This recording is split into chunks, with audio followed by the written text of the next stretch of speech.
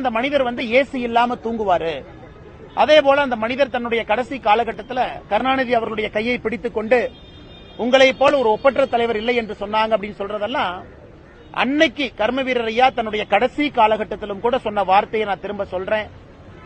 2 கழகங்களுமே குட்டையில் ஊறிய மட்டைகள் என்கின்ற வார்த்தையை பயன்படுத்தினாங்க. அப்படி இருக்கும் பொழுது நிச்சயமாக அவர் கலைஞர் கருணாநிதி அவர்களை தனிப்பட்ட முறையிலோ ஒரு 4 சுவருக்கு மத்தியிலோ அமர்ந்து அதை பேசியதற்கு வாய்ப்பே இல்லை. அவருடைய நிலைப்பாட்டில் எந்த விதமான மாற்றமும் இல்லை.